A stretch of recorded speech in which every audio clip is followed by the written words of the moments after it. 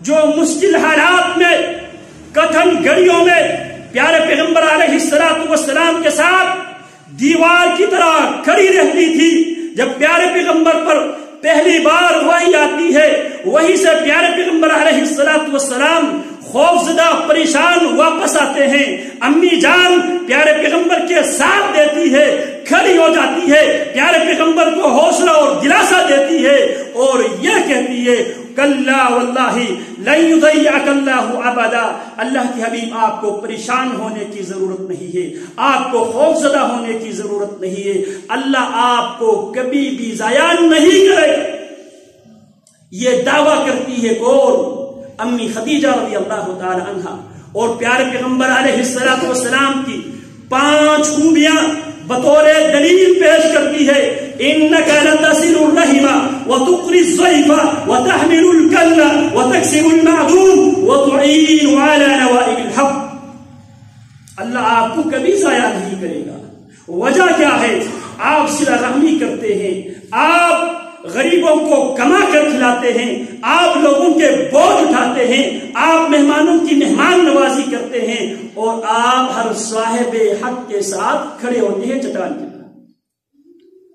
ایک طرف معاون داخلی سیدہ خدیجہ رضی اللہ تعالی عنہا اس دنیا سے وفات پاتی ہے اور دوسری طرف بیرونی طور پہ پیارے پیغمبر علیہ السلام کے دفاع کرنے والے پیارے پیغمبر کے معاون جناب ابو طالب وفات پاتے ہیں.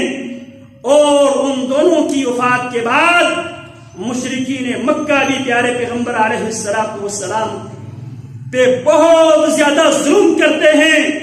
ان حالات میں اللہ رب العالمین نے اپنے نبی کو دلاسا دینے کے لیے، اپنے نبی کو یہ بات سمجھانے کے لیے، میرے نبی یہ پریشانیاں وقتی ہے، یہ آزمائش وقتی ہے، اس آزمائش نے ختم ہو جانا ہے اور انشاءاللہ جس طرح جناب یوسف علیہ السلام کی زندگی میں پریشانیاں آئی، آزمائشیں آئی، یوسف نے اپنے تعلق کو اپنے خالق و مالک کے ساتھ قائم رکھا. اللہ نے یوسف علیہ السلام کو سرخ روئی سے، اللہ نے یوسف علیہ السلام کو زمین کے اندر بادشاہت عطا فرمائی. اور میرے پیغمبر اللہ رب العالمین آپ کو بھی وہی سب کچھ دینے والا. تو جناب عمر رضی اللہ تعالیٰ عنہ کی میں بات کر رہا تھا. سورہ یوسف کی عموماً تلاوت کیا کرتے تھے اور رویا کرتے تھے فجر کی نماز میں. جب یہ پڑھتے پڑھتے یہاں پہ پہنچے انما اشکو بسی وحزنی الی اللہ واعلم من اللہ ما لا تعلمون.